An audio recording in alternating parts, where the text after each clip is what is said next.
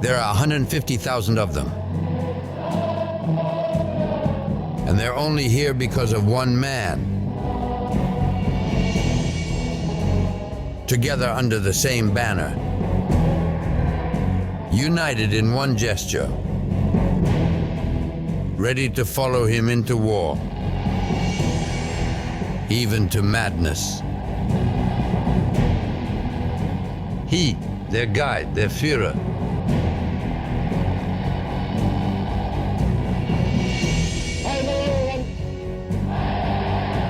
Few names in contemporary history resonate as strongly as that of Adolf Hitler. Few men remain associated in the collective memory with such horror and hatred.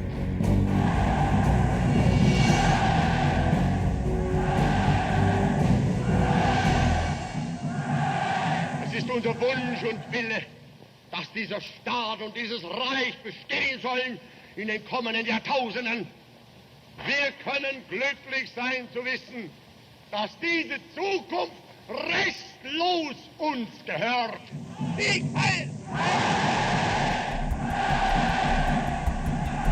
With his fanatical nationalist rhetoric, he galvanized an entire people and plunged it into the deadliest conflict of the 20th century, World War II.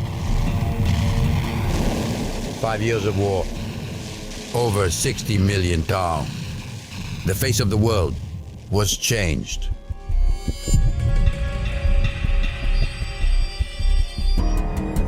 And the trauma left its mark on generations.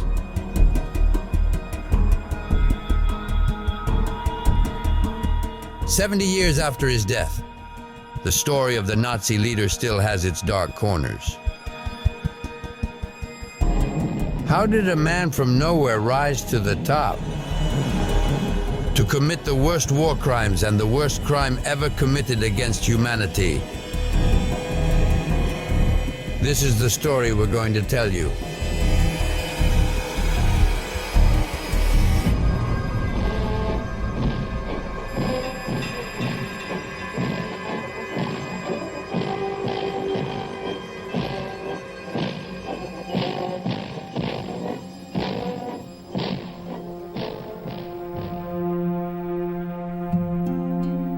How can you imagine that this little boy with a baby face would one day be responsible for absolute horror?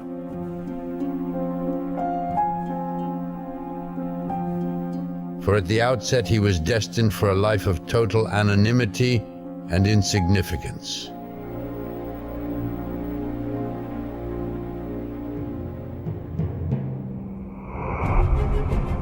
The man who would later become known as the Führer was born in Austria, in the rural province of Linz, on an April day in 1889. His adolescence was uneventful. He's a young boy with nothing to distinguish him from his classmates. He's not at the top of his class, nor a dunce in the strict sense of the word. His teachers know he's intelligent and that he's also very lazy, and above all, extremely undisciplined. The young Adolf Hitler shows little interest in school. He does, however, have one passion. He spends his free time locked away in his room drawing. It was his only hobby. Drawing soon became much more than just a boyish whim. He had a fine pencil stroke, none of whom had any pictorial culture. Would rave about his drawings in watercolors. And at that moment, he conceived it at a very young age, around 11 or 12, a vocation as a painter. An artist's vocation, therefore, that was not unanimously embraced by the family, because his father, Alois, already had a career planned for his son. He'll be a civil servant like him. His father dreams of making him a civil servant in the Austro-Hungarian monarchy and tells him that's out of the question. So they're shouting and crying, maybe a few heel lashes. Her father was a violent character. He drank a lot, so there were temper tantrums. But when he was 13, his father died suddenly of a heart attack. So Adolf Hitler knew that nothing would stand in the way of his chosen path. Later, he would be an artist. The year was 1907. Hitler was just 18. He leaves home and his province of Linz in northern Austria. His goal, the capital, 200-kilometer away, Vienna. At the time, the city was a major cultural center in Europe, Paris's great rival, an essential meeting place for artists and intellectuals at the turn of the century. Convinced of his talent, Adolf Hitler believes that here he could finally break through as an artist. And the Royal Road, well, it's to the Academy of Fine Arts. To enter this institution, you have to pass a highly selective competition. But that doesn't scare Adolf Hitler. For him, there's no doubt about it. The entrance exam is just a formality. He believes in natural distinction, genius, exceptionality. We've seen this throughout Hitler's life, and it applies to the Beaux-Arts competition. First and foremost, a real and very strong self-confidence. He's convinced he'll succeed when he arrives, and he's convinced he'll be accepted at the Academy of Fine Arts. Signed Adolf Hitler. Here are the canvases he painted at the time. While they demonstrate a certain pencil stroke and meticulous craftsmanship, they are not particularly original. This is certainly the opinion of the Académie des Beaux-Arts. His work was judged insufficient by his teachers. He flunked out. When the jury's verdict came down, it was a stab in the heart for Hitler. It's safe to say that Adolf Hitler hadn't worked hard enough, that he went in with his hands in his pockets. Because he was normally good at drawing, but nothing more. In his book, Mein Kampf, years later, he would describe that day as one of the worst moments of his life. I was so sure of success that the announcement of my failure hit me like a thunderbolt in a clear sky. He was completely unprepared and devastated.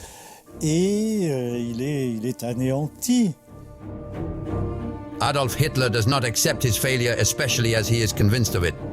If he failed, it wasn't for lack of talent. It's the jury that's wrong.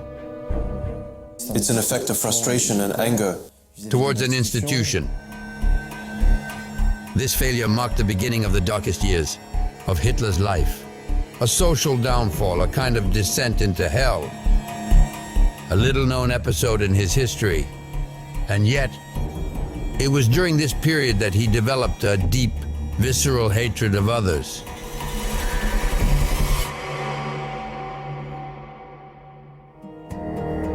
Despite being rejected by the Academy of Fine Arts, Adolf Hitler chose to remain in Vienna. He spent his days entrenched in his little maid's room, in this downtown apartment building. He tells no one about his failure, not even those closest to him. It's an absolute disgrace. So all his family in Linz doesn't know he's failed the Beaux-Arts and thinks he's in Vienna, attending this school. The young Hitler lives on the small inheritance left by his mother, who died 2 years earlier.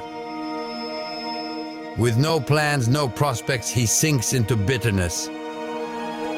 And the days go by, then weeks, then the months. He didn't do anything special. He got up late. He sat in cafes. He read the papers a lot. He had no desire to work, not as a civil servant, not as an employee anywhere. It all seems below what he deserves, since he sees himself as a great artist. Little by little, the young man nibbles away at his savings. Soon he has not a penny to his name, not even enough to pay the rent. He had to seek refuge in hostels, and sometimes end up on the streets. Some nights he sleeps on public benches. Adolf Hitler is 20 years old and homeless.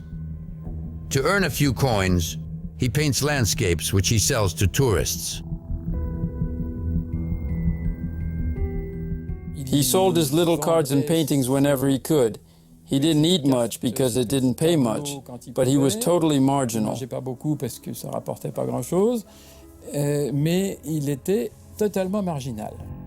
This wandering life lasted several years. Years during which Adolf Hitler sank into resentment. For he was convinced, if it's come to this, it can't be his fault. Other people had to be responsible. Failures are always due to external factors or people. So he doesn't question himself. And he feels misunderstood. It's linked, of course. I'm thinking of his self-image that he cultivates of himself, which is his exceptionality and his genius. So anything that goes against him, anything that belies him, can only be due to the ferocious, essential, evil, almost demonic hostility of enemies who wish him ill. And the enemies who wish him ill are those he will blame for his failures. Adolf Hitler has identified them. They were the perfect scapegoats at the time.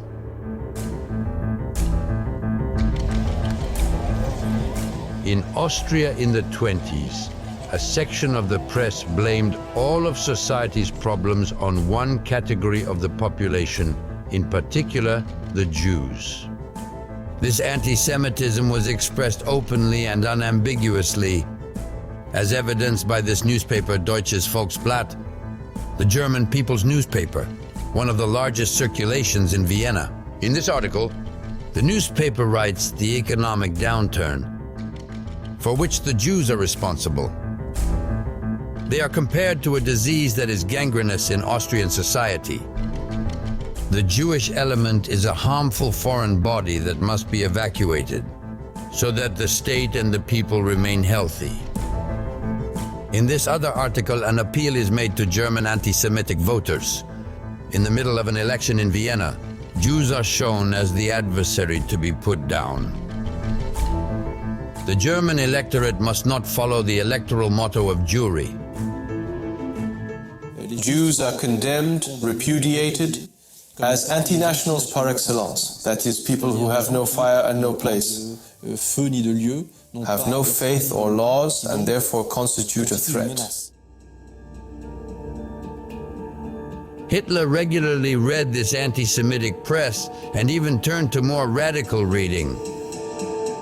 One of his favorites, Ostara, a small far-right publication, very explicit in its hatred of Jews, here crudely caricatured and threatened by a Germanic knight.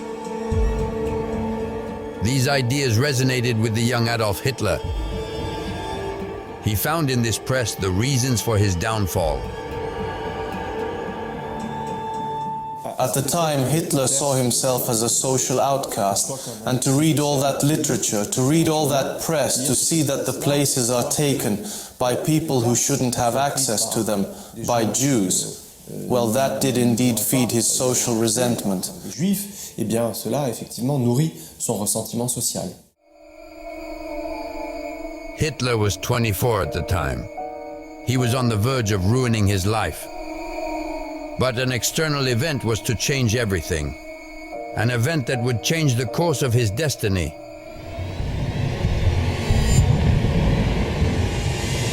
In the summer of 1914, the First World War broke out. The Austro-Hungarian Empire and Germany went to war against France, England, and Russia. Hitler is Austrian, but he joins the German army because it's the German people he wants to defend. And in this conflict of unprecedented violence, he finds a new meaning to his life. In this photo, his face has lost weight and his long mustache is barely recognizable. He poses alongside his fellow soldiers. And in the army, the young man discovers a reassuring environment. And for him, it's almost a revelation. At the start of the First World War, he's a man without a family. Within a few weeks, he found a place where he felt at home. For the first time since the death of his mother, young Adolf Hitler finally finds a home. Young Hitler again has a home. Private Hitler is appointed Estafette, a sort of liaison officer responsible for delivering messages between command posts at the rear of the front. And he who had always been a mediocre student, a failed painter, becomes a model soldier, devoted and obedient. For the first time in his life, Adolf Hitler even wins recognition. The army awarded him the Iron Cross, a high military award. It was to be one of the proudest achievements of his life. Years later, he became Führer. He'll never part with it. It's a personal milestone. It's his first diploma, his first distinction. In the army, the young man has finally found his place. But here's the thing. November 11th, 1918. Germany signed the armistice. The war was over. For Adolf Hitler, this was a tragedy. For him, it meant a return to square one, back to his old life, penniless, without family and without landmarks. He has no desire to leave the army. It's the only environment where he's been able to make a decent living since he left home as a child. If he's demobilized, he'll find himself starving, painting postcards and trying to sell them. Right, and so he'll do anything to stay in the army.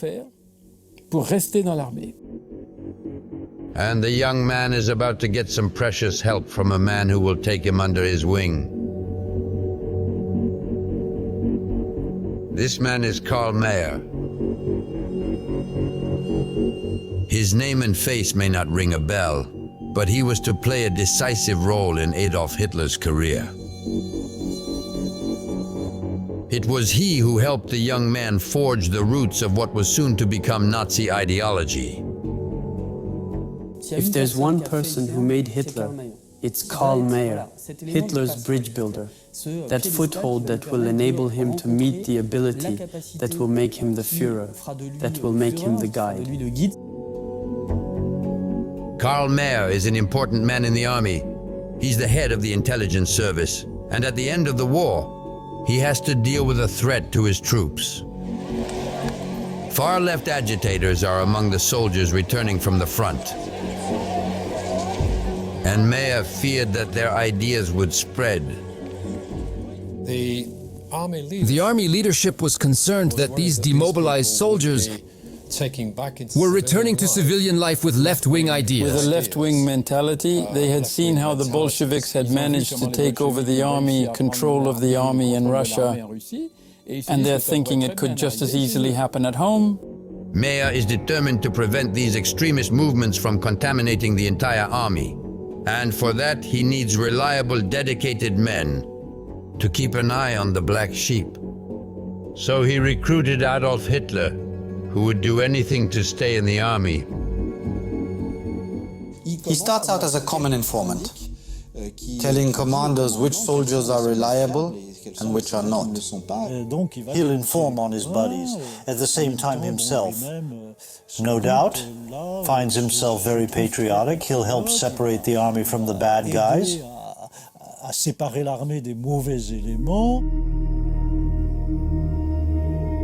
The young soldier also has other qualities which Mayr sees in him. He's a virulent patriot. And he's got a gift for gab. He's someone who suffers from logorrhea, almost permanent verbal incontinence. Whenever he gets a chance, he harangues people, He makes speeches. They're indeed better, and others will realize that he has a very different ability from others to speak in public and to speak especially to the people. Hitler has everything it takes to become a good propagandist, but he lacks education and culture. So Mayr sends him to Munich University for a few courses. It was here that Adolf Hitler was to structure his thinking. He took courses in history and politics. Some of his teachings were of particular interest to him. For in these lecture halls at the time, certain economics courses, for example, were based on radical anti-Semitism. Financial capitalism was said to be the work of the Jews to carve up the productive forces of different countries. For Hitler, this was a revelation. He made it his thinking, while at the same time drawing it into his own anti-Semitism, which is a completely mad anti-Semitism, completely obsessive, completely radical, and completely new. Hatred of the Jews became the pivot of Hitler's entire thought process. And he's going to express it in writing with violent, crude words in a letter from 1919. Here it is, 4 pages typed by Hitler himself. It's addressed to a soldier, Adolf Gemlich, who was asking him about the Jewish question. And here's what Hitler replied. He asserts that the Jews are a foreign race. He compares them to a racial tuberculosis of peoples.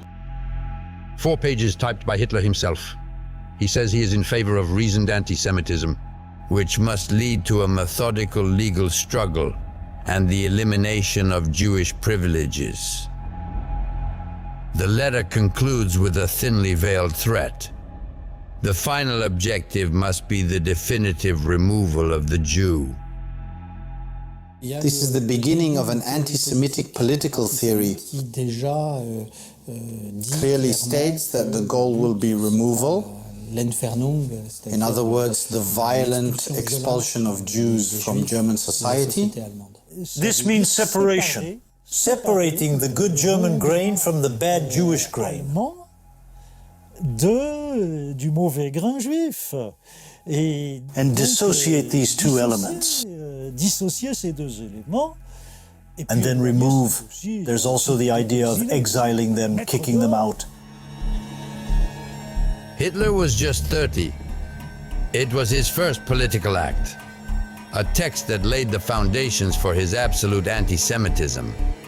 And although he was still only a petty officer, Guy shared his ideas in military circles.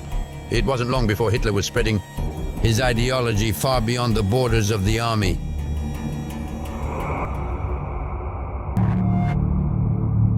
It's during a secret mission that everything is about to come to a head. It's September 12, 1919 in Munich. In a downtown brasserie, Hitler is seated at a table. But he's not just another customer. Military intelligence has assigned him to spy on an extreme right-wing group who have set up their headquarters here. It's the DAP, the German Workers' Party, an ultra-radical group with some 50 members. Adolf Hitler's mission requires him to remain incognito, but nothing goes according to plan. And it's a sentence that's going to send him over the edge. The party members are debating. One of them advocates the idea of an independent Bavaria which would secede from Germany. Unthinkable for Hitler, stung to the core. He can't help but stand up. He climbs up on the table, takes the floor, and makes an absolutely fanatical speech, denouncing Bavarian separatism.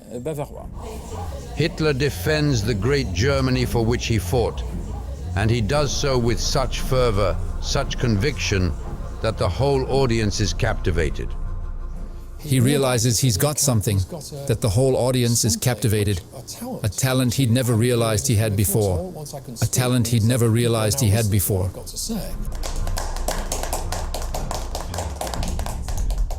And suddenly it's like paradise for him.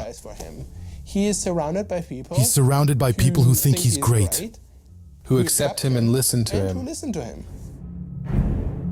The evening of September 12, 1919 was a turning point in the life of Adolf Hitler. This is in a way really... In fact, it's the second precise one. Hitler's political career takes off. Political career starts. Adolf Hitler has found his calling. He would be a politician. He joins the DAP, becoming its 55th member. And the young militant had no intention of stopping there. His ambition now is to rise to the top.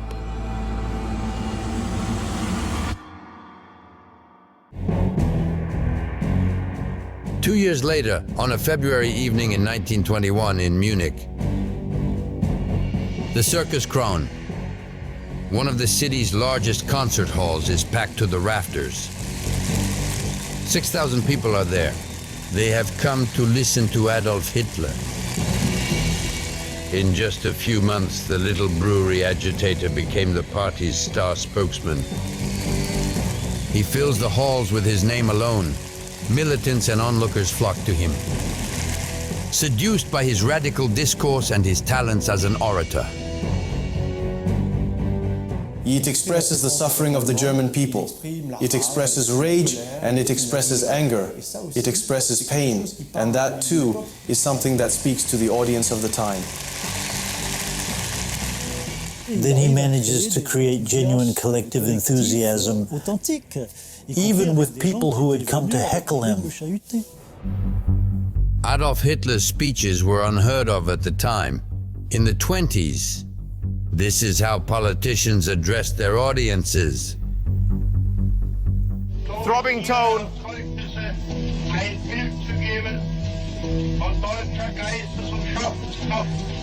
Academic, quavering voice. And now here's a speech by Adolf Hitler.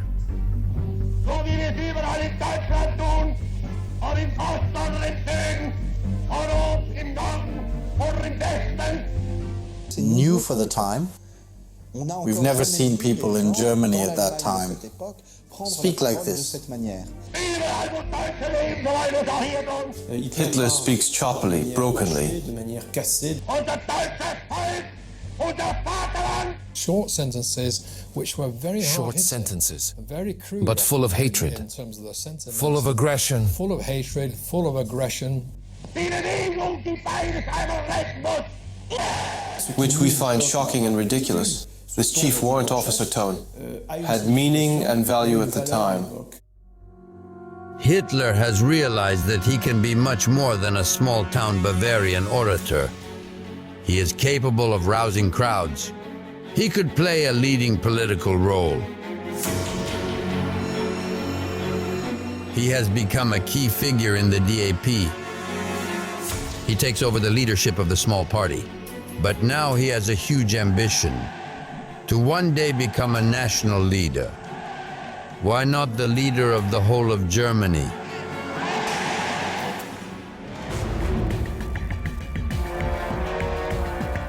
To rise to the pinnacle of power in the 20s, Hitler implemented an ultra-modern communication strategy.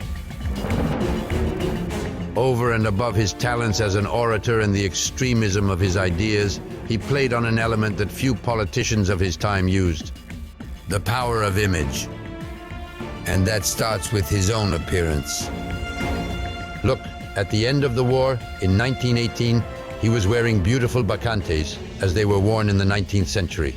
A few months later, he changed his look and had his mustache trimmed, rather modern for the time. There's also, I think, his desire to break with the 19th century. He's very young, so there are fashion effects in the Munich youth of his time. There's the slicked back hairstyle at first on portraits, then he'll work on the wick. But only later in a second step. And so that no one forgets his face to strike the spirits in the 20s, Hitler worked with a specialist. His name is Heinrich Hoffmann, and he's a professional photographer. He's also a committed Nazi, one of the very first members of Hitler's small party. He offers to become his official photographer. and Hitler accepted. He was convinced that there was something to be done and that his character could be stylized. It's in Munich, in Heinrich Hoffmann's studio at 50 Schellingstrasse, that Hitler learned to use photography as a means of communication. In front of the lens, he worked on his gestures and attitude to better capture attention, to better convince.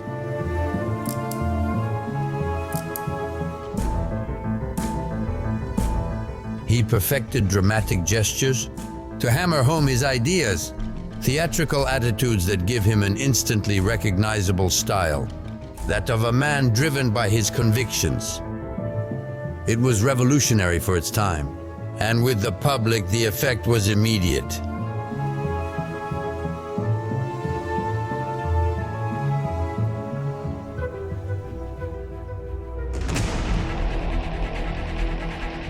What characterizes him is his strong faith in his political destiny. Ich habe mir ein Ziel gesteckt, nämlich die 30 Parteien aus Deutschland hinauszukriegen.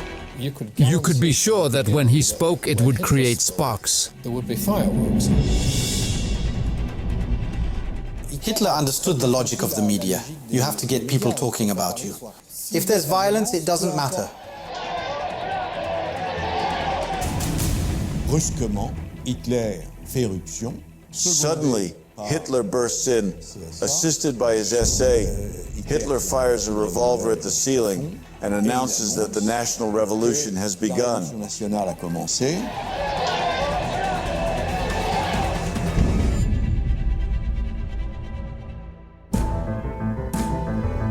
It's in Munich, in Heinrich Hoffmann's studio, 50 Schelling Street. Hitler learned to use photography as a means of communication. In front of the lens, he worked on his gestures and attitude to better capture attention, to better convince.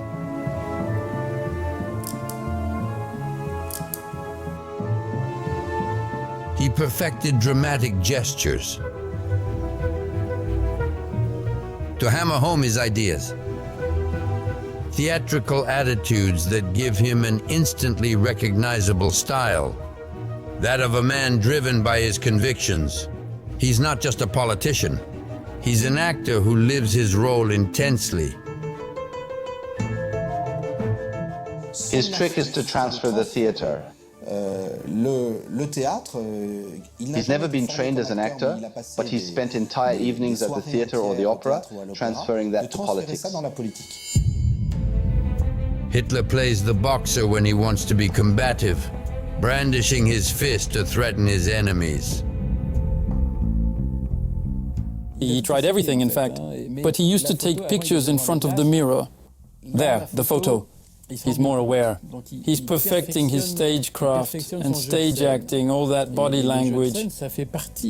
It's part of his influence.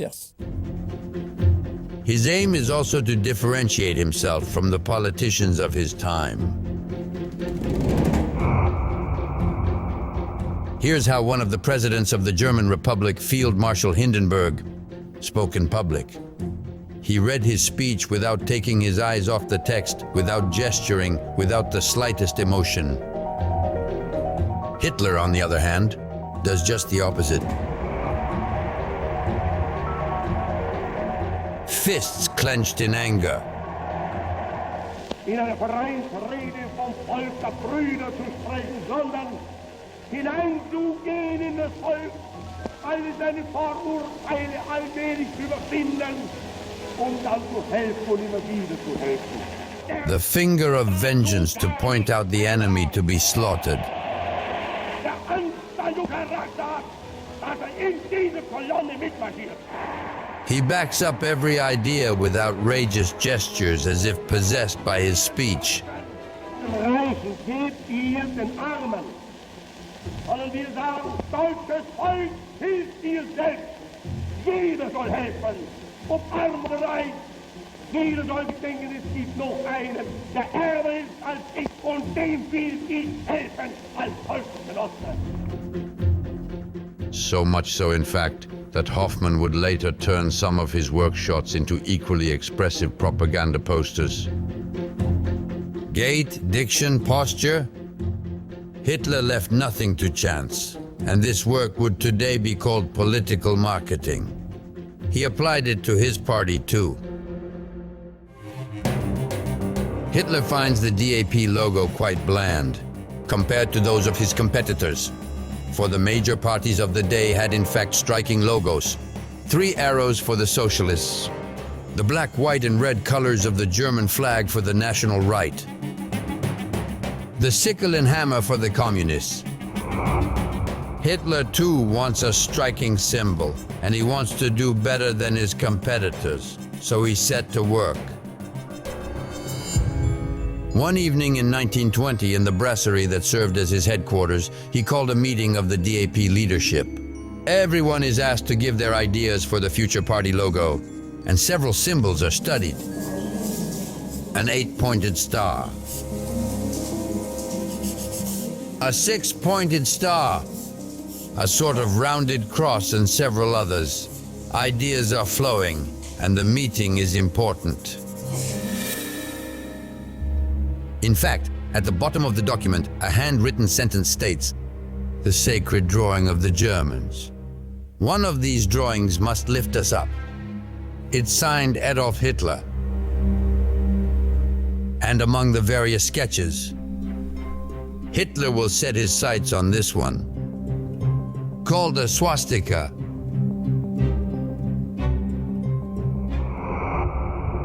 To understand why, we need to delve into the mental universe of the German far right, which had such an impact on him.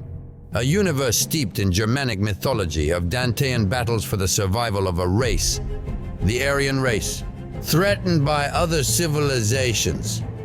An entire ultra-nationalist literature. A lot's an emblem to this people. A swastika, symbolizing the alleged superiority of the Nordic white race. It's all about going back to the origins of Germany, to the origins of Nordic civilization. For Hitler, this sign is a symbol of Germanic superiority over all other peoples, especially the Jews. The cross represents the Aryan spirit, not the Jewish spirit. It is the sign of our fight against this world plague.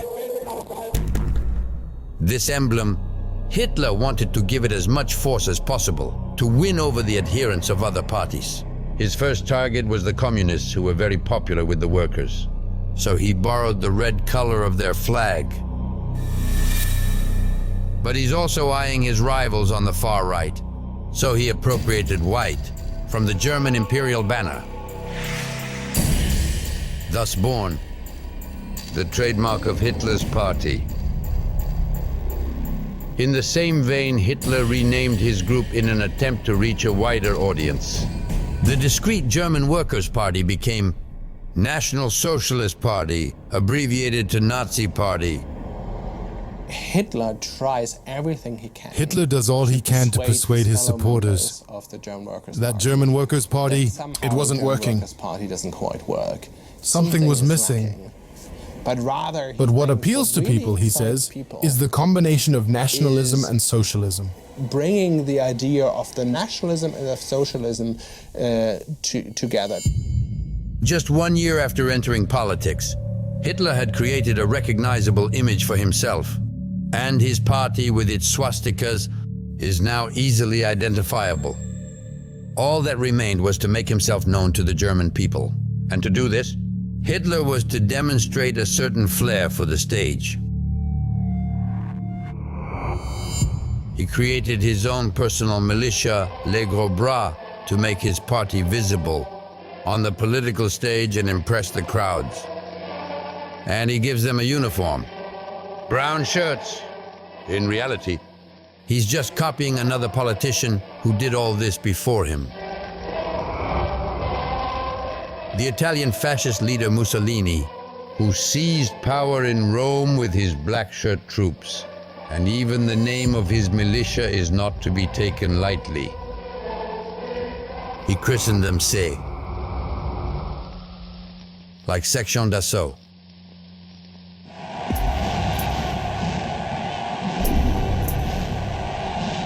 Thanks to the SA, Hitler's meetings are transformed into demonstrations of force. He paraded his supporters with a discipline that left a lasting impression. The staging is such that he, leader of a small party, passes for a leading politician. He even makes headlines in German newspapers, using a simple method that works almost every time: violence. One day in September 1921, with night already falling, Hitler and his militia stormed a brewery in the center of Munich. A rival far-right party was holding a meeting there that evening. The Nazis' aim is to kill two birds with one stone, prevent the meeting and get their name in the press. Beer mugs were thrown. And, you know, they've got those big beer mugs in Germany. And then they hit people.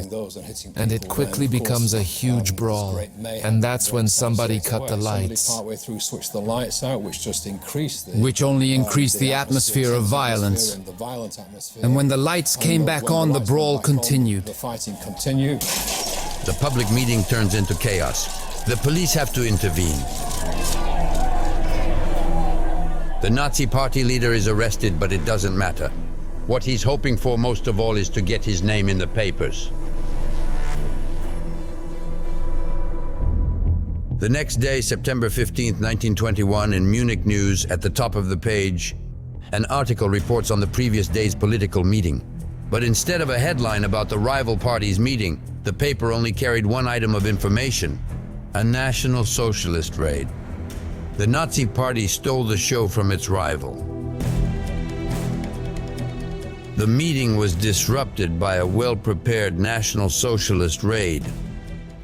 The newspaper even quotes the name of the ringleader, Adolf Hitler. The National Socialists silenced the speaker to give the floor to Hitler. In all, Hitler's name was repeated 4 times. This first stunt had achieved its aim: to make people talk about him, whatever the cost. Hitler understood the logic of the media. You've got to be the talk of the town. So if there's violence, it doesn't matter if the police intervene. It doesn't matter if he's interrogated for a few hours or goes to a police station or is put in prison for 1 or 2 days. He needs to be talked about. Since the brewery punch has given them a new notoriety, Hitler will push the SA to continue in the same vein. He orders them to provoke as many fights as possible. Any excuse was good enough, and the more spectacular the scuffles, the more the press talks about the Nazis. German Day at Nuremberg. For example, during the German Nationalist Day in Nuremberg, this daily reports that swastika bearers attacked 3 Jewish people in a car. On another occasion, the press worries about the terror of the swastika when in Munich, 17 young people are expelled from a cafe and beaten with clubs and sticks.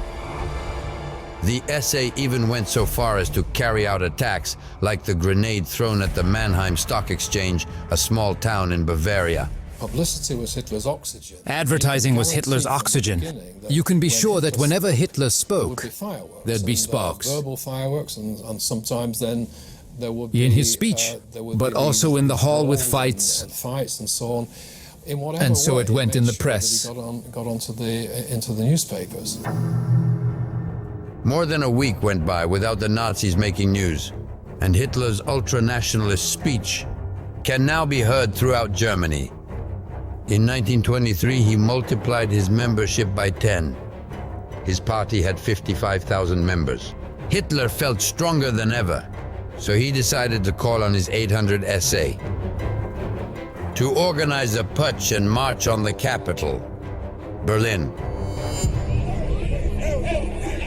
November 8th, around 7 p.m., with several hundred armed men, he takes hostage part of the government, which was holding a meeting in a large Munich hall. Power. He wants to seize it by force. And suddenly, Hitler bursts in, supported by his SA. and Hitler fires a revolver at the ceiling. Hitler propels himself to the podium and announces that the national revolution has begun. Hitler demands from the ministers present that they join him to establish a dictatorship and march on Berlin. But Hitler's putschists had overestimated their strength. The army and police are better armed, better organized. For 2 days, clashes rage in the streets. The Nazis were no match for them. The attempted putsch is crushed.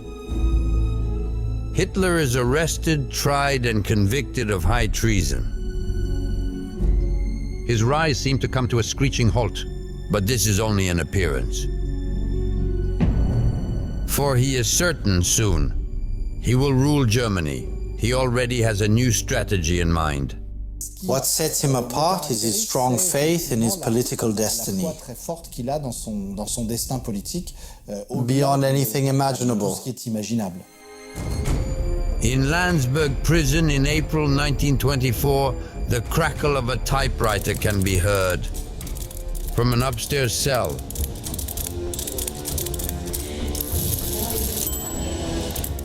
Adolf Hitler has dozens of pages typed by a fellow prisoner. He has embarked on a project that gives him new energy. To write a book to explain his political thinking. He will call it Mein Kampf, My Struggle. Mein Kampf is the matrix of a political program. Hitler saw himself as the spokesman for all veterans, and the title says it all, Mon Combat. He could have called it Our Fight, but he wanted to show that he was ready to go all the way, to draw all the consequences of the need to fight for Germany. Behind bars, Hitler hasn't given up his quest for power. He just changed his strategy. The failure of his coup attempt has given him food for thought. From now on, he wants to reach the top of the state legally. Through the ballot box, he wants to win the elections. Hitler's aim with Mein Kampf is to be recognized as the undisputed leader of the nationalist right. A big book, a political essay of over 600 pages, but a monstrous essay in which he develops his ultra-nationalist ideology and the racist theories he's been developing since the 20s.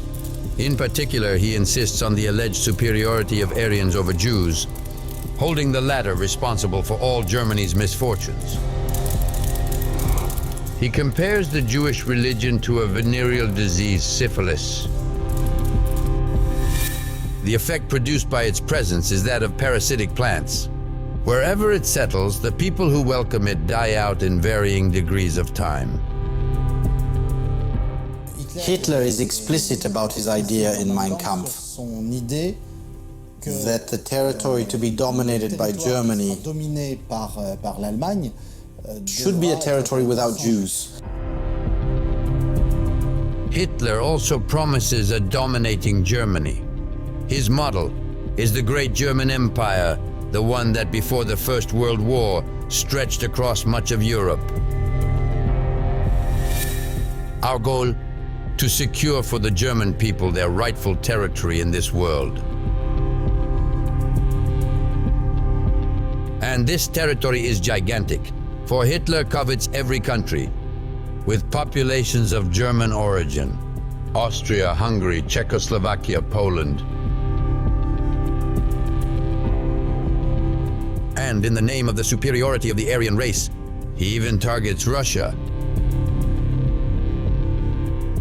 The aim is to make people understand why he fights, and the book leads to a vision of a new war, the conquest of living space.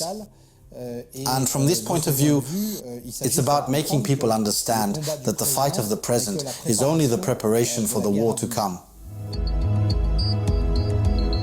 His political thinking was ready. His book will serve as a basis for future election campaigns. As soon as he's free, Hitler's going to attack Germany again, and this time Hitler's going to attack Germany again, and this time it's December 20th, 1924. Hitler is released from prison to conquer power through the ballot box. He thinks big. He wants to campaign all over the country, convince every voter to vote for him. But to do this, he needs a lot of money. And his party is broke. They were very poor. It was one of his lieutenants who had often said, when we were going to announce a speech designed to transform the world, you couldn't afford the glue for the posters. So Hitler had to find money, a lot of money. There's only one way to do this. He needed the support of Germany's big money. And at the dawn of the 30s, there were some very wealthy businessmen in Germany, in particular the steel magnates, the owners of the Ruhr coal and steel factories. The trouble is, in the eyes of these big businessmen, Hitler remains a political extremist, a man not exactly reassuring for business. Hitler already had a highly ambiguous political program. Even the name of his party, National Socialist. National, of course, as the traditional elites are rather nationalistic. But there's also the word socialist in his party, and with an economic program that's quite vague and contradictory. In the end, we don't really know what the fate of the market economy and private enterprise will be. If the Nazi leader can't find the funds to get his party off the ground again, he can kiss his ambitions for power goodbye. So, to win over the bosses, Hitler will be cunning. He won't approach them himself. He'll find a more reassuring intermediary, a man who would win their trust and their bank accounts.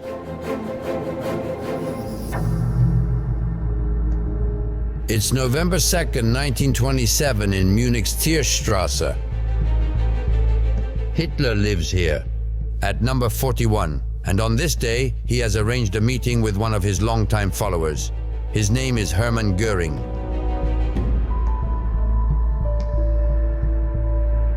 Göring was a star of the Great War, an ace of the German Air Force, a decorated fighter pilot, very popular in Germany, and also a convinced Nazi. But above all, Göring had a very full address book. After the war, his notoriety enabled him to return to business. He kept in close touch with Germany's big bosses. Hitler entrusted him with the mission of seducing them. So there, Göring's job was to raise money for the parties, so he approached industrialists, and that's where it starts. Göring quickly understood that he had to reassure the bosses. Unlike Hitler, he knows how to inspire their confidence. Like a good actor, he'll put on a show that'll blow their minds.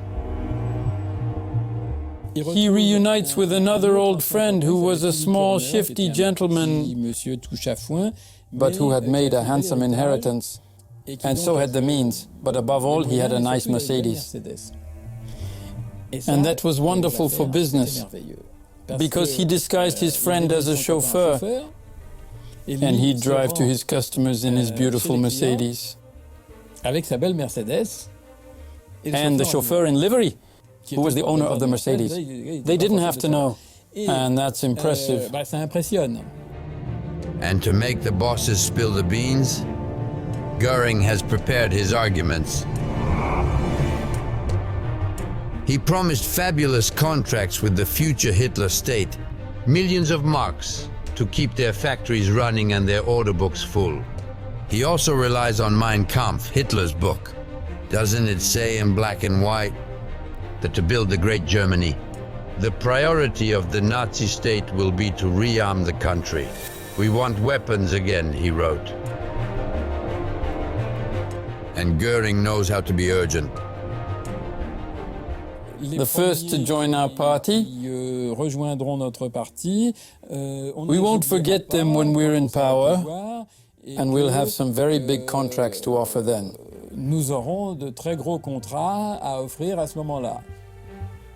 Because Germany is going to rearm, etc. Hurry up, there won't be enough for everyone. Enticed by the prospect of big contracts, some of the big bosses are persuaded. And not just any boss. Fritz Tyson, for example, the steel magnate.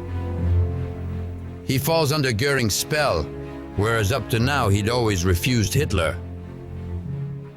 Tyson bets on Goering, saying his side is right. Everyone was suspicious of his party, but if Goering is in it and interested, you can bet on it. And Tyson was to play a decisive role in the rise of the Nazi Party. He opened his checkbook wide, at a time when Hitler really needed it. We have found a document that proves this. In September 1945, during an interrogation by the Americans, Tyson admitted to having supported the Nazis financially by contributing in 1927 to the purchase of the party's headquarters, the Brown House. Gone were the back rooms of breweries. Hitler finally had a building that made a statement. A plush mansion with large light-filled rooms. And upstairs, his personal office. Tyson was truly generous. I had to pay, he says, out of my own pocket between 200 and 28,000 marks. And Tyson didn't stop there. He admits to having paid the Nazis for their living expenses 20,000 marks every year starting in 1932. I gave the party, he says, a nice little sum of 20,000 marks, which later became a contribution, to be paid every year. Thanks to Goering, Adolf Hitler now had a comfortable budget. He can finance election campaigns, the most megalomaniacal ever seen in Germany.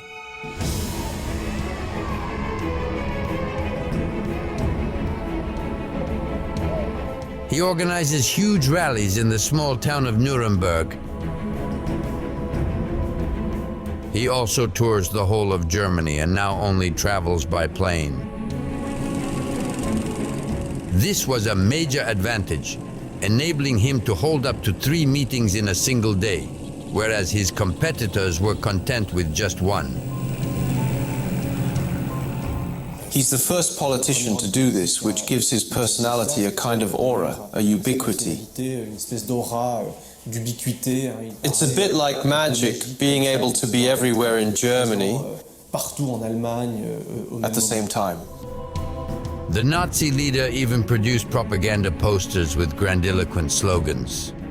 Hitler dominates Germany. His rallies were increasingly popular. The crowd swelled month by month. The rise of the Nazi Party now seems irresistible.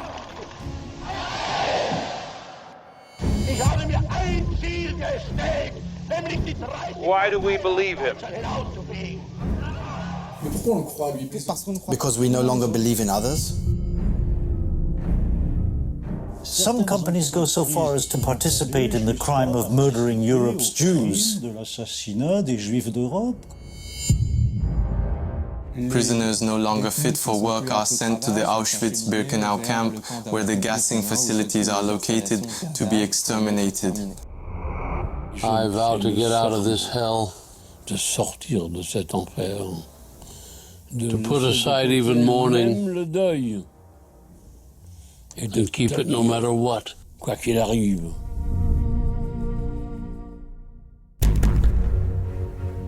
Thanks to Goering, Adolf Hitler now had a comfortable budget and can finance the most megalomaniacal election campaigns ever seen in Germany.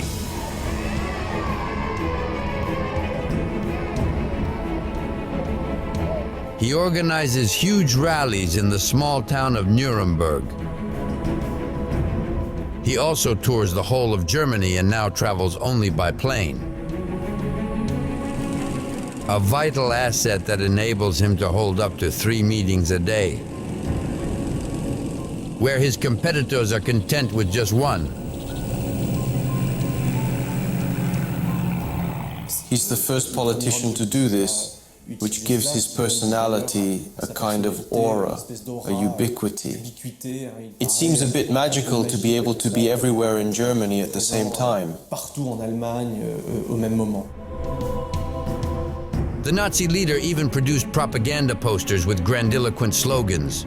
Hitler dominates Germany. His meetings were increasingly popular. The crowd swelled month by month. The rise of the Nazi Party seemed irresistible. Circumstances were increasingly favorable.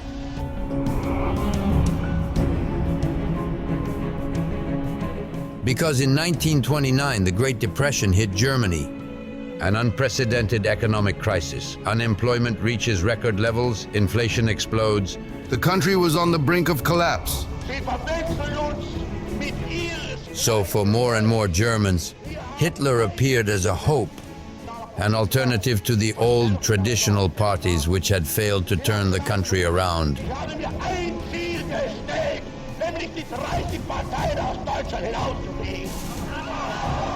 Why do we believe him? Why does he appear as a traditional politician?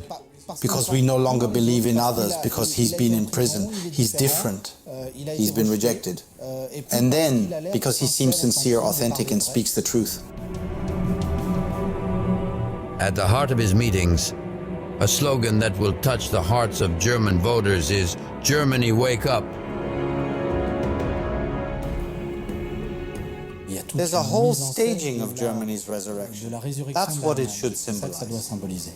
Every time it's one of the campaign slogans from the early 30s, it's Germany, wake up. A strategy that enabled the Nazi Party to see its scores soar. Election after election. From a peak of 3% of the vote in the late 20s. Within a few years, it had climbed to 18%, then to over 33% of the vote. It became Germany's leading party. And on January 30th, 1933, Adolf Hitler achieved his goal. He was appointed head of government. The little agitator from Bavaria became, in 10 years, the most powerful man in Germany.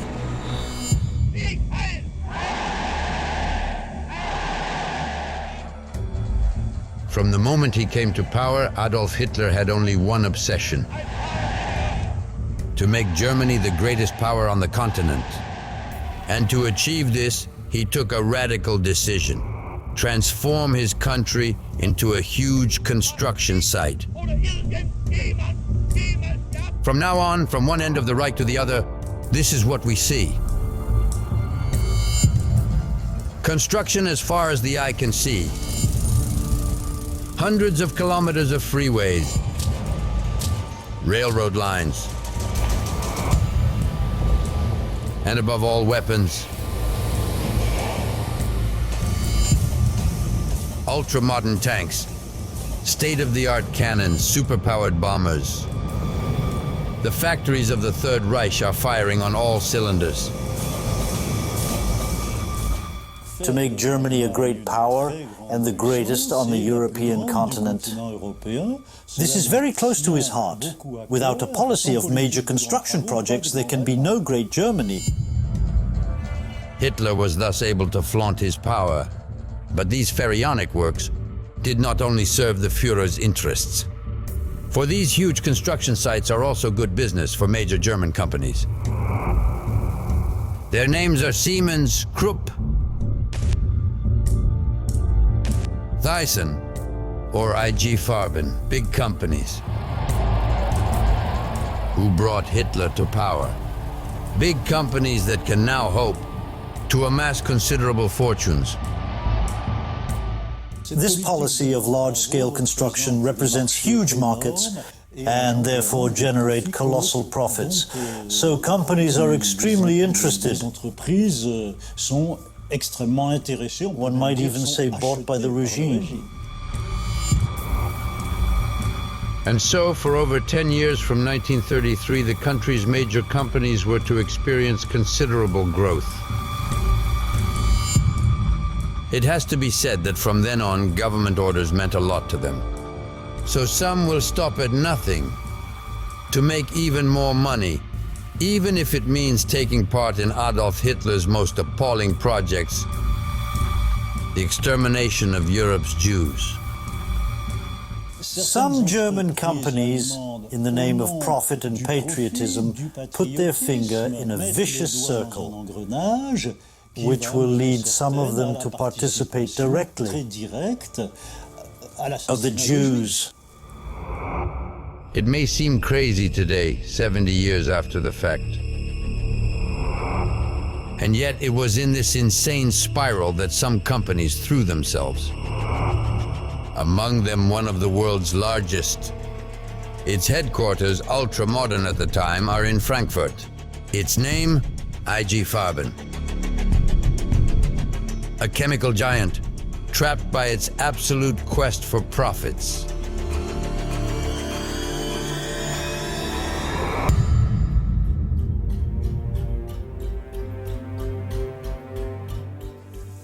IG Farben was involved and complicit in the final solution from the moment it was implemented.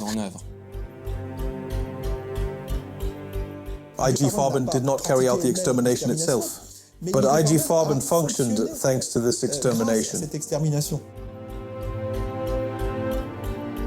We can therefore consider that those responsible are indisputably guilty and perhaps as guilty as the Nazi leaders. A crazy, spine-chilling story. A story that begins in 1933. At that time, Adolf Hitler had just come to power and was already dreaming of expanding Germany's living space. A conquest that would inevitably involve war. And to wage this war, the Führer already knows he would have to face a major problem. Hitler had the experience of the First World War, where Germany was faced with the British blockade and the fact that they had a number of shortages of raw materials and energy sources. So Hitler really wanted to ensure his independence. For Hitler, there's no doubt about it. A new embargo is on the cards. As soon as he goes to war, his country will once again be short of essential raw materials for his army. He won't be able to rely on the rubber he buys from Indochina to make tires for its planes. Nor will he be able to import petroleum to fuel his tanks and bombers.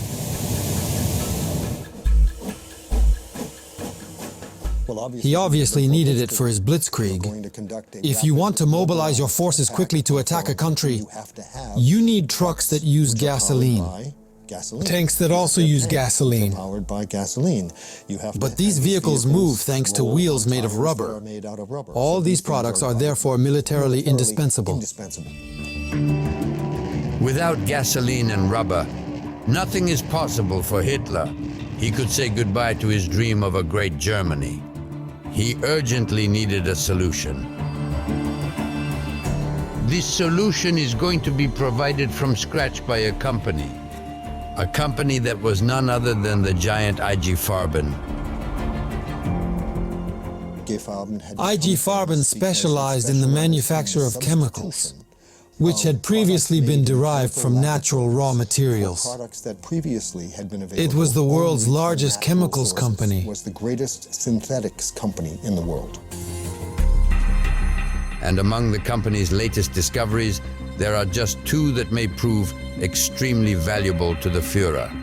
The chemists at IG Farben have succeeded in developing synthetic petrol in these laboratories without the use of natural petroleum. And that's not all. Another major invention was born here. That of rubber, entirely artificial, of synthetic rubber too. Is in charge of synthetic rubber production. La seule entreprise qui détienne en Allemagne et même dans le monde le procédé. Et donc là, effectivement, si ça passe pas par l'IG Farben, ça pourra pas se faire. So Hitler is going to make IG Farben a golden offer concerning these discoveries. A proposal that could overnight secure the company's fortune. So they signed two huge deals, one for oil in 1933 and one for rubber 2 years later. IG Farben then built huge industrial sites to be able to supply the necessary oil and rubber. And in 1939, Hitler was finally ready to go to war.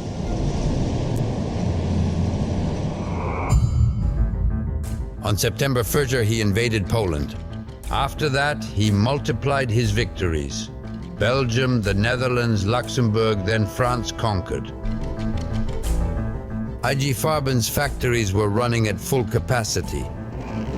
But the problem is, they won't be enough to meet all military needs. Hitler's ambition was not limited to Western Europe. He wants to conquer the whole continent and get his hands on nothing less than the Soviet Union. The East represents the vital space he has always wanted to conquer since the mid-20s. It also represents the home of communism, which it considers the greatest global threat.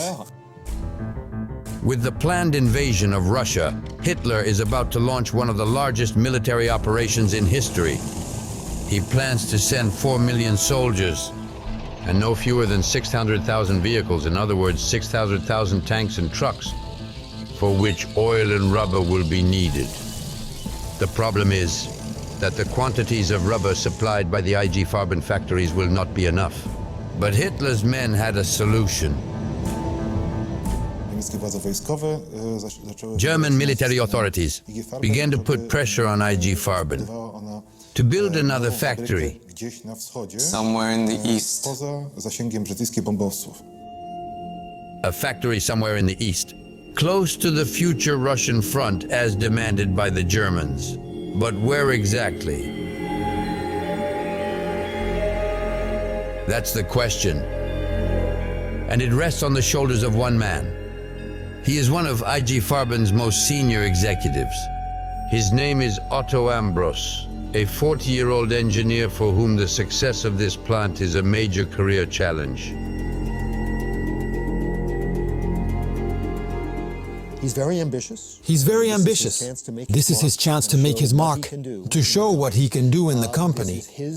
It's his technological baby, so he's given the task of finding a site for the factory. Where this factory is to go. December 18, 1940. Otto Ambros leaves for Poland, heading for Silesia, a region he surveys from one end to the other in search of the best site. And land is far from easy to find, because it has to meet very precise criteria, such as being close to a railroad line for transporting materials. And that's not all. It has to be a large, flat piece of land, or at least a terrain that or one that's easy to level out. The factory can be built there. And it has to be close to the raw materials we need, for manufacturing, like coal, which is really the basis, and water. The base, and water. After a month of searching, Otto Ambros and his men found a location that perfectly met all these requirements. A huge flat plot of land, close to a river, and a railroad line. Now that they've got the site, the question is how they're going to build the factory. And the site they have planned is gigantic. Here are the plans at the time, drawn up by the IG Farben teams. A dozen buildings covering more than 20 square kilometers. To build such a site, you need a huge workforce. 30,000 workers are needed. On the face of it, it's impossible to find that many. Except that the IG Farben site isn't just anywhere in Poland. It's right next to a place where there's a ready-made workforce, a workforce that can be worked to death. In Auschwitz, the Auschwitz camp. In this concentration camp at the beginning of 1941 are deported political opponents, resistance fighters, intellectuals, and Jews. Prison conditions were inhuman. Prisoners starved to death. They are beaten to death or tortured. A system of terror where prisoners are subjected to forced labor and reduced to slavery. And it's precisely this workforce that IG Farben will use to build its factory. Here's an account of the contract the company signed with the SS. A document dated March 27, 1941. It stipulates that IG Farben will charge between 3 and 4 marks a day for each deportee. In exchange, this labor force can be exploited without limit. This is precisely what the Nazis recommend to the company.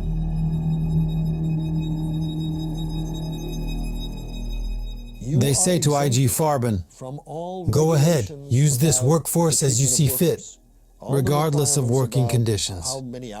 You are exempt from any limitations, such as the number of working hours per day. They say you must never slow down the site, on the pretext that this would have an impact on the well-being of the workers. It's a remarkable document. You can make them work as long as you like. So at that point, they knew they had carte blanche. So as early as spring 1941, several thousand Auschwitz deportees were requisitioned to help build the factory located 5 kilometers from the concentration camp. They are supervised by the SS, of course, but also by IG Farben executives who stand idly by the terrifying conditions to which the prisoners were subjected. The SS were extremely violent towards the prisoners. The IG Farben managers were well aware of this. In particular, when the workers went back and forth to the construction site, they were regularly beaten by the SS. They can't say they didn't know. There was no unawareness of that sort of thing. They were subject to extremely rigorous discipline on the site, and so a prisoner could be beaten even to death on the site, most of the time by the capos. For almost a year, IG Farben managers pushed the prisoners working on the factory site to the limit.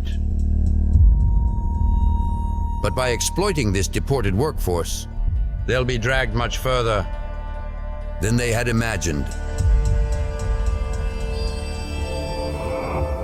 By making a pact with the Nazi regime, the company was about to embark on a downward spiral, Adolf Hitler's most insane project. The final solution, the extermination of the Jews.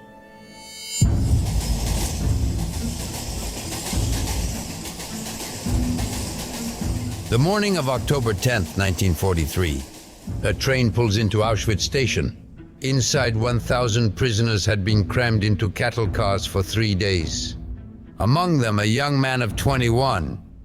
His name is Charles Parent. He was arrested in France with his mother and sister. Today, Charles is 92 years old, and the memory of his arrival at Auschwitz still lingers.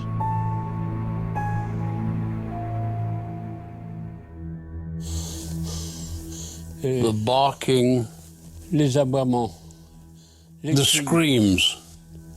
We are pulled from the wagons, we get off. We're forced to line up by 5. We feel like we've arrived in hell somewhere.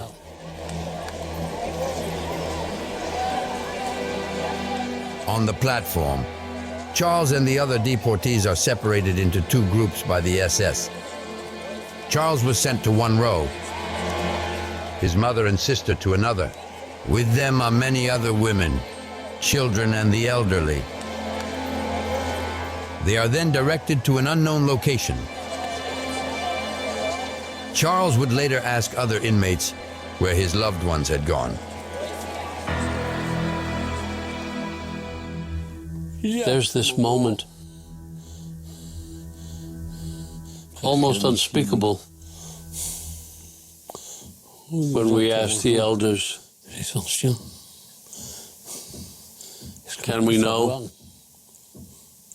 where the others have gone, those who are not with us, and for any answer, they raise their index fingers to the sky.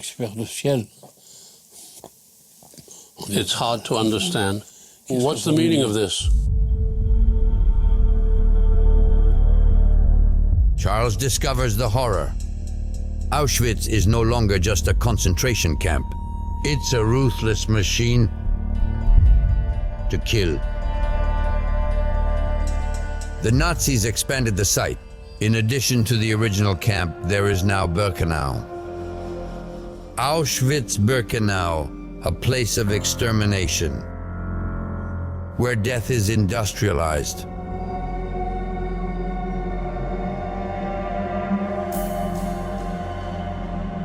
The most vulnerable deportees, women, children, the elderly, are systematically sent to wards like these. The SS would have them believe these were showers. In fact, they were gas chambers. Granules of Zyklon B, a lethal pesticide, are thrown through hatches in the ceiling. Death occurs within minutes. The truth sinks in. Is it possible that those people we left on the platform, ours already gassed, and their bodies burning,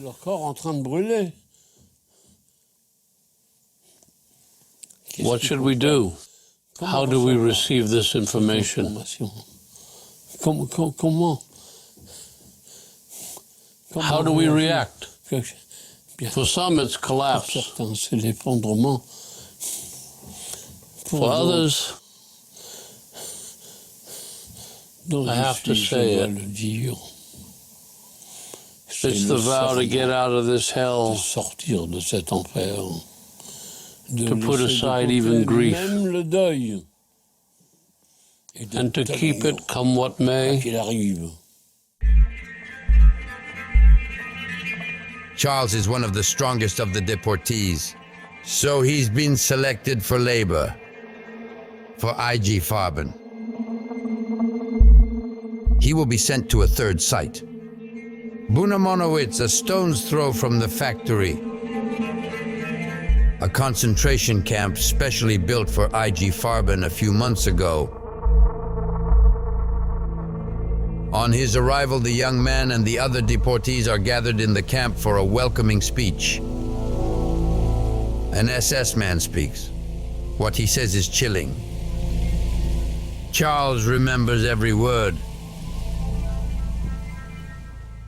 You are here in this camp, of which I am the leader,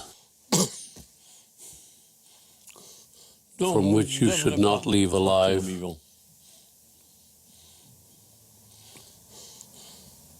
If you disobey, it's death. If you don't keep clean, it's death. If you pilfer, it's death, and an unexpected order arrives.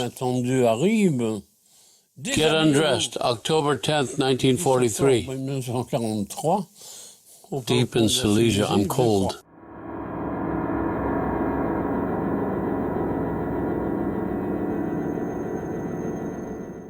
They shave our heads under our arms and between our legs. We change our nature. The number becomes our name. We're not even allowed to say our names. From now on, Charles's daily routine will be to work on the construction of the future rubber factory. The site is titanic. Charles and 100 other deportees have to dig the foundations of a huge building. Harrowing work, nearly 12 hours a day with no breaks and virtually no food. At best, each prisoner receives a ration of between 800 and 1500 calories a day, most of which is soup. This means an average weight loss of 2 to 4 kilos per week. Perte de poids de 2 à 4 kilos par semaine en moyenne. Under these conditions, even a healthy man can't hope to survive more than 3 months in the camp. Charles sees his companions collapse, one after the other. Of the 260 men in his group who, like him, had been selected to go to Buna Monowitz, only 75 survived. The rest died of exhaustion, less than 2 months after their arrival. The collapse of the deportees was not good news for IG Farben, as the construction site was not progressing at the desired rate. So the company only wants to work with hard-working inmates. From now on, within the camp itself, the Nazis set up selections among the prisoners. The weakest are pushed aside, which means death. Prisoners who are no longer fit for work and who are therefore selected leave the Buna Monowitz camp and are transported to the Auschwitz-Birkenau camp, where the gassing facilities are located to be exterminated. Charles is also confronted with the selection process. He has been working in the camp for months. He has lost over 20 kilo, so he's been singled out for elimination.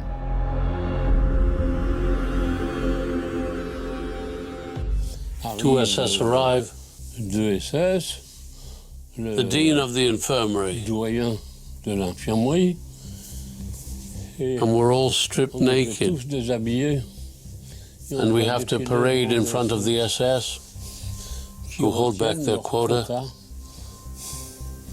The quota of people who are going to die, and they hold back 36 prisoners out of the 200 or so in the block. And among the 36, there's me. How do you save your skin? The man who writes down the list of those condemned to death is no stranger to him. Charles met him a few weeks ago. He even told him a joke that made him laugh. But will he recognize him? The dean looks up at me, looks at me and asks in German, I know a lot of jokes.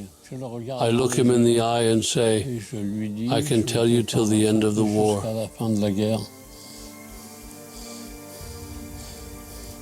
And we stare into each other's eyes for 2 seconds. Then all of a sudden he says to me, go out the other door.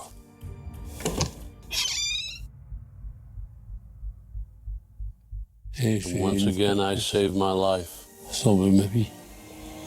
The 35 comrades obviously left, never to be seen again.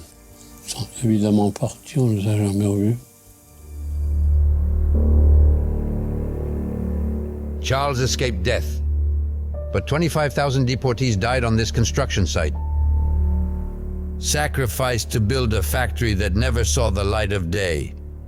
Only the liberation of the camp by Soviet troops on January 27, 1945, will put an end to the horror of Auschwitz and the headlong rush of IG Farben.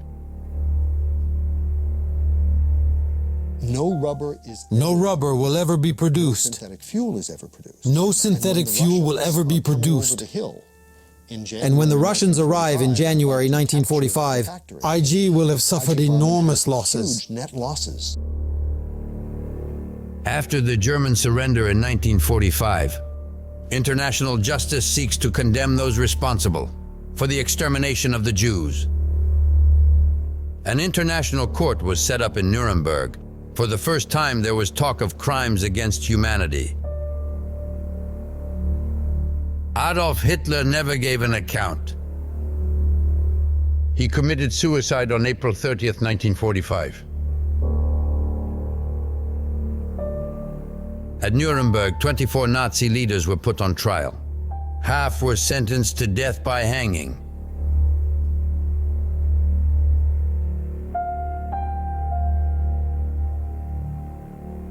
Twenty or so IG Farben executives were in the dock, including the first of them, Otto Ambros. He pleads ignorance of the fate of the deportees who worked on his site. But for historians, his version is hardly credible. It's impossible to imagine that the IG Farben representatives on site and even the company's top executives were unaware of what was happening in the camp next to their own.